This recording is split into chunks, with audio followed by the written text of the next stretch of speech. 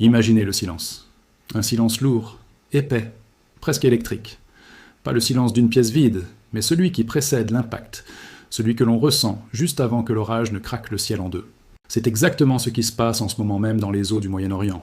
Je suis là, virtuellement, avec vous, et je regarde les cartes, les rapports, les images satellites, et honnêtement, même moi j'ai du mal à croire à l'ampleur de ce qui se prépare. Vous savez, on entend souvent parler de tension, de lignes rouges, de diplomatie agressive. On s'y habitue, on scrolle sur nos téléphones, on voit une menace, on passe à autre chose. Mais là, c'est différent. Ce n'est pas juste une manœuvre. C'est l'histoire avec un grand H qui est en train de s'écrire sous nos yeux, et elle s'écrit avec de l'acier, du kérosène et une volonté implacable. Le 12 février, tout a basculé. Les États-Unis ont arrêté de jouer. Ils avaient prévenu l'Iran, encore et encore. Ils avaient dit « mettez-vous au pas ou quelque chose de massif va arriver ». Et l'Iran n'a pas écouté. L'Iran a pensé que c'était du bluff. Et maintenant, ce quelque chose de massif est là. Une armada historique est en train de converger autour de la République islamique. Ce n'était pas juste un déploiement, c'est un étau qui se resserre. Le Pentagone a sorti l'artillerie lourde, littéralement. Le New York Times a rapporté que le porte-avions USS Gerald R. Ford a quitté sa zone habituelle pour foncer droit vers le Moyen-Orient. Fermez les yeux une seconde. Imaginez ce monstre des mers. Le Gerald R. Ford. C'est le navire de guerre le plus avancé technologiquement jamais construit par l'humanité. Et il ne vient pas seul. Il vient avec ses escorteurs, ses destroyers, une meute de loups gris sur l'océan. Et surtout, il ne compte pas rentrer chez lui de sitôt. On parle d'un déploiement qui va durer au moins jusqu'en avril, peut-être mai. Pourquoi ? Pour rejoindre un autre titan, l'USS Abraham Lincoln. 2 porte-avions américains dans la même zone, au même moment. C'est du jamais vu depuis des années. C'est le genre de concentration de puissance de feu qu'on ne voit que lorsqu'une guerre est non seulement possible, mais imminente. Je sais ce que vous pensez. C'est juste de l'intimidation. Ils ne vont pas le faire. J'aimerais pouvoir vous dire que vous avez raison. J'aimerais pouvoir dire que c'est juste un jeu de muscles. Mais regardez le CV du Gerald R. Ford. Ce n'est pas un navire de parade. C'est ce même porte-avions qui a participé au raid surprise de janvier sur le Venezuela. Vous vous souvenez ? Cette opération éclair qui a mené à la capture de Nicolás Maduro ? C'étaient les avions de ce porte-avions qui ont ouvert la porte, qui ont délivré ce choc et stupeur. L'équipage à bord, ils ne sont pas à l'entraînement. Ils reviennent du combat. Ils ont l'odeur de la poudre, encore imprégnée dans leurs uniformes. Ils sont affûtés, ils sont prêts, et ils savent exactement quoi faire si l'ordre tombe. Et c'est là que le frisson me parcourt l'échine. Si vous êtes assis à Téhéran en ce moment, vous ne voyez pas juste un bateau. Vous voyez le bourreau qui a fait tomber Maduro, et il pointe son épée vers votre gorge. Mais avant d'aller plus loin, il faut se poser une question terrifiante. Qu'est-ce qui pousse une superpuissance à montrer les dents de cette manière, à risquer un embrasement total ? Est-ce que c'est juste de la stratégie, ou est-ce que la machine s'est emballée ? Le pouvoir, voyez-vous, ce n'est pas seulement la capacité de détruire, c'est la perception de cette capacité. C'est une ombre que l'on projette sur le mur pour effrayer l'adversaire. Dans la vie, comme en politique, le moment le plus dangereux n'est pas celui où l'on se bat, mais celui où l'on cesse de parler pour sortir le couteau. C'est le moment où la peur remplace la raison. Nous pensons souvent que nos dirigeants, ou même nos patrons, nos collègues, agissent de manière rationnelle. Mais le pouvoir est une drogue qui altère la perception de la réalité. Quand on tient un marteau aussi gros que l'armée américaine, tout commence à ressembler à un clou. Et l'Iran, avec sa défiance, est devenu le clou le plus visible de la planète. La leçon ici est brutale. Si vous poussez quelqu'un qui a le pouvoir absolu dans ses retranchements, ne soyez pas surpris s'il décide d'utiliser ce pouvoir de manière absolue. La diplomatie n'est qu'un vernis fragile sur la nature violente des relations humaines. Alors, est-ce que l'Iran va cligner des yeux le premier ? Ou sommes-nous à quelques heures de l'apocalypse ? Revenons sur le pont de ces navires. La configuration est effrayante d'intelligence tactique. Vous avez l'USS Abraham Lincoln d'un côté et le Gerald R. Ford de l'autre. C'est comme un boxeur qui a une main gauche rapide et une main droite dévastatrice. Le Lincoln transporte les F-35. Ces avions sont des fantômes. 5e génération, furtifs, capables de pénétrer n'importe quel espace aérien sans être vus. Mais le Gerald R. Ford, lui, apporte autre chose. Pas de F-35, mais des F-18 et des EA-18G Growlers. Pourquoi est-ce important ? Parce que c'est un mélange toxique pour l'ennemi. Les F-35 sont les assassins silencieux qui détruisent les défenses, et les F-18 sont les bagarreurs qui arrivent ensuite pour tout raser. Mais le vrai cauchemar pour l'Iran, ce sont les Growlers. Ce sont des avions de guerre électroniques. L'Iran a une stratégie, on le sait. Ils savent qu'ils ne peuvent pas gagner un duel naval classique. Alors ils misent sur la saturation. Des milliers de drones, des essaims de petits bateaux suicides, une nuée de moustiques explosifs pour submerger le géant. C'est leur Joker. Mais les Américains le savent. Les Growlers sont là pour ça. Imaginez la scène. L'Iran lance 50, 60 drones et 30 bateaux rapides dans le détroit d'Ormuz. Sur les radars, c'est le chaos. Mais là-haut, les Growlers allument le ciel avec leurs brouilleurs. Ils fritosent l'électronique de l'essaim. Les drones tombent comme des mouches, aveugles et sourds.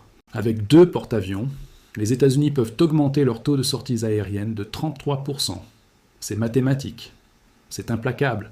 C'est une machine à broyer conçue pour une guerre soutenue, pas juste une frappe chirurgicale. On parle de paralyser le commandement militaire iranien tout entier. Et l'Iran? Ils ne sont pas dupes. Ils sentent le vent tourner. Leur réponse est un mélange de bravade suicidaire et de terreur pure. Regardez ce qui se passe à l'intérieur du pays. C'est là que l'histoire devient humaine, tragiquement humaine. Le régime est assis sur un volcan. Depuis fin 2025, des manifestations secouent le pays. Les gens crient pour un changement de régime. Et la réponse de Khamenei a été d'une brutalité médiévale. Trump avait prévenu. Si vous tuez des manifestants, il y aura des conséquences. Il parlait de traumatisme, mais les chiffres qui sortent maintenant sont à vomir. Au début, on pensait que le régime avait tué 2400 personnes. C'était déjà monstrueux. Mais selon des documents examinés par Iran International, le vrai chiffre est hallucinant. Plus de 36 500 Iraniens ont été tués lors de la répression des 8 et 9 janvier seulement. 36 500 vies, en 2 jours. C'est un massacre industriel. C'est 15 fois plus que ce qu'on pensait. C'est un défi direct lancé à la face du monde et des États-Unis. Le régime iranien dit en substance « Nous tuons notre propre peuple, et vous ne ferez rien ». Imaginez la psychologie de ces dirigeants. Ils sont coincés. S'ils reculent en devant l'Amérique, ils ont l'air faibles et leur peuple les mangera tout crus. S'ils avancent, ils se font écraser par l'US Navy. Alors ils choisissent la fuite en avant. Ils accélèrent leur programme nucléaire. Ils reconstruisent dans les sites de missiles balistiques détruits lors de l'opération Midnight Hammer en 2025. Ils ont maintenant jusqu'à 2000 missiles balistiques prêts à être tirés. Ils font défiler leurs gardiens de la Révolution sur des porte-conteneurs convertis en chantant « Mort à l'Amérique ». C'est du théâtre, oui, mais c'est du théâtre avec de vraies bombes. C'est la danse de la mort. Mais pourquoi s'accrocher au pouvoir à ce prix? Pourquoi brûler son propre pays pour rester roi des cendres? La corruption de l'âme humaine face à la perte de contrôle est fascinante et terrifiante. Nous avons tous, à notre petite échelle, peur de perdre la face, peur de perdre notre statut. Mais imaginez quand ce statut vous donne droit de vie et de mort sur des millions de gens. La corruption n'est pas juste une affaire d'argent, c'est une affaire de survie. Quand un système est bâti sur le mensonge et la force, il ne peut pas se réformer. Il ne peut que se durcir jusqu'à ce qu'il casse. C'est la tragédie des dictatures, elles ne savent pas comment finir. Il n'y a pas de retraite paisible pour un tyran. Il n'y a que le palais ou la tombe. Et dans cette course vers l'abîme, ils sont prêts à emporter tout le monde avec eux. La loyauté n'existe plus. Seule la complicité dans le crime lie les hommes entre eux. C'est une leçon pour nous. Méfiez-vous de ceux qui n'ont plus rien à perdre. Mais surtout, méfiez-vous de ceux qui ont tout à perdre et aucune échappatoire morale. La question est maintenant, jusqu'où cette escalade peut-elle aller avant que le premier missile ne parte? L'ambiance diplomatique est glaciale. Le 17 février est la date clé. Des discussions doivent avoir lieu à Genève. Les émissaires américains, Jared Kushner et Steve Witkoff, vont s'asseoir face aux Iraniens. Mais regardez le contexte. Trump a déjà prévenu son allié, Benjamin Netanyahou. Si les discussions échouent, vous avez mon soutien pour frapper. Et Netanyahou, il est plus que prêt. Il a dit clairement devant une assemblée que l'Iran ne sait faire qu'une chose, mentir et tricher. Pour Israël, un accord est impossible. Ils voient les sites de missiles se reconstruire. Ils voient de l'uranium s'enrichir. Pour eux, l'épée de Damoclès est déjà en train de tomber. C'est là que le plan phase 2 entre en jeu. Ce n'est pas juste une suite de l'opération Midnight Hammer, c'est une guerre totale pour démanteler le régime. Les officiels américains parlent d'un conflit bien plus sérieux que tout ce qu'on a vu auparavant. On ne parle pas de troupes au sol, Trump n'aime pas ça, mais d'une campagne aérienne qui va durer des semaines. Détruire les infrastructures, les centres de commandement, les sites nucléaires, tout. C'est la doctrine du plus jamais ça. Et l'Iran essaye de jouer la carte de la victime et de la menace simultanée. Leur ministre des Affaires étrangères dit « Si les États-Unis nous attaquent, nous frapperons leur base dans la région. C'est leur seul levier. Ils ne peuvent pas toucher le sol américain, alors ils menacent les soldats américains basés au Qatar, en Jordanie, à Bahreïn. Mais c'est un pari risqué. Frapper une base américaine alors que 2 porte-avions sont à votre porte? C'est signer son arrêt de mort immédiat. C'est donner aux États-Unis la justification parfaite pour raser ce qui reste de l'armée iranienne. Honnêtement, c'est comme regarder un accident de voiture au ralenti. On voit les trajectoires se croiser, on voit les conducteurs accélérer, et on ne peut rien faire. Les États-Unis doublent la mise, l'Iran bluffe avec une main vide, mais un pistolet chargé sous la table. Et au milieu, des millions de civils et la stabilité du monde entier. Mais pourquoi croyons-nous toujours que la raison va l'emporter ? C'est le problème de la confiance et de l'hubris. Nous vivons dans des sociétés technologiques où nous pensons que tout peut être géré, calculé, négocié. Nous avons confiance dans nos systèmes, dans nos lignes rouges, dans la rationalité des acteurs étatiques.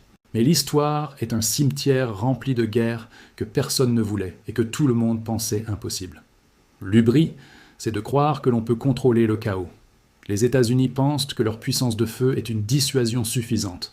L'Iran pense que sa capacité de nuisance asymétrique le protège. Les deux ont tort. La guerre a sa propre logique, une logique gravitationnelle qui attire tout vers le bas. Nous confions notre sécurité à des stratégies de théorie des jeux, en oubliant que les joueurs sont des humains fatigués, paranoïaques et faillibles. La confiance est la première victime du conflit, et une fois qu'elle est brisée, aucun traité, aucune réunion à Genève ne peut la recoller. Alors, sommes-nous en train de vivre les derniers 6 jours de paix relative au Moyen-Orient ? Tout se joue maintenant. Les signaux sont contradictoires, et c'est ce qui est le plus angoissant. D'un côté, le vice-ministre iranien des Affaires étrangères dit que la balle est dans le camp de l'Amérique, et que si les États-Unis sont sincères, un accord est possible. C'est le langage classique de la diplomatie. Tendre une main tout en cachant l'autre. Est-ce un vrai signal de détresse ? Est-ce que la vue du Gerald R. Ford à l'horizon les a fait paniquer ? Ou est-ce une ruse pour gagner du temps, le temps de cacher quelques centrifugeuses de plus, de construire quelques missiles de plus ? Le paradoxe est total. Trump veut un accord, il l'a dit, nous devons faire un accord, sinon ce sera très traumatisant. Mais en même temps, il prépare l'assaut final. C'est la tactique de la pression maximale. Mais la pression, ça fait exploser les tuyaux si on ne fait pas attention. L'arrivée du Gerald R. Ford change la donne physique du champ de bataille. Ce n'est plus abstrait. Les avions sont là, les pilotes maintenant sont dans les salles de briefing, les cibles sont verrouillées. Imaginez être l'un de ces pilotes sur le pont du Lincoln ou du Ford. Vous regardez l'horizon brumeux du golfe Persique. Vous savez que de l'autre côté, il y a des batteries de missiles S-300 et S-400 russes qui vous attendent. Vous savez qu'il y a des milliers de fanatiques prêts à mourir pour abattre un grand Satan. Vous ne pensez pas à la géopolitique. Vous pensez à votre ailier, à votre jauge de carburant et à la voix dans votre casque qui va peut-être, dans quelques heures, prononcer le code qui déclenchera l'enfer. Et nous regardons ça sur nos écrans. Nous sommes que spectateurs d'un gladiatorium mondial. Mais nous ne devrions pas être passifs. La responsabilité civique, c'est de comprendre que ces événements ne sont pas du cinéma. Ils ont un coût humain, économique, moral. Nous sommes souvent manipulés par des récits simplistes, les gentils contre les méchants, mais la réalité est une zone grise éclaboussée de sang. Ces décisions prises dans des bureaux feutrés à Washington ou Téhéran ont des répercussions sur le prix de votre essence, sur la sécurité de vos frontières, sur l'âme de votre société. Nous laissons souvent la politique étrangère aux experts, mais c'est notre silence qui valide ces escalades. Nous sommes fascinés par le spectacle de la force, mais nous oublions souvent de demander « Et après ? Quelle est la stratégie de sortie ? Que construit-on sur des ruines ? La vraie manipulation est de nous faire croire que la guerre est inévitable, alors qu'elle est toujours un choix terrible. Nous arrivons au point de rupture. Si le 17 février ne donne rien, si les diplomates sortent de la salle en secouant la tête, alors la mécanique s'enclenchera. Le plan américain est prêt. D'abord les F-35 pour aveugler les radars, puis les Tomahawks pour casser les bunkers, puis les F-18 pour nettoyer le reste, une symphonie de destruction. L'Iran ripostera, c'est certain. Des pétroliers brûleront, des bases seront frappées. Peut-être qu'Israël en profitera pour lancer ses propres frappes. Le Moyen-Orient pourrait s'embraser d'une manière que nous n'avons jamais vue. Et tout cela, pourquoi ? Pour des atomes, pour de l'orgueil, pour la survie de régimes qui ont fait leur temps. C'est une tragédie grecque avec des avions de chasse. En conclusion, ce que nous voyons avec le déploiement de l'USA Gerald R. Ford et la tension extrême avec l'Iran, ce n'est pas juste une crise politique, c'est un miroir de notre nature humaine collective. Nous sommes une espèce capable de construire des merveilles technologiques comme ces porte-avions, capables de fendre les mers et de voler plus vite que le son, mais nous sommes toujours incapables de résoudre nos peurs primitives sans violence. Nous sommes piégés dans des cycles de domination et de revanche qui remontent à l'aube des temps. La technologie change, les armes deviennent plus précises, plus létales, mais le cœur humain, lui, reste le même, effrayé, avide de pouvoir et tragiquement prévisible. Cette crise nous rappelle que la civilisation est une couche de glace très fine sur un océan d'instincts barbares. Et nous sommes tous en train de patiner dessus, en espérant que la glace tienne un jour de plus. Mais en regardant vers le golfe Persique aujourd'hui, j'ai l'impression d'entendre la glace craquer. Restez vigilants. L'histoire s'accélère et elle n'attend personne.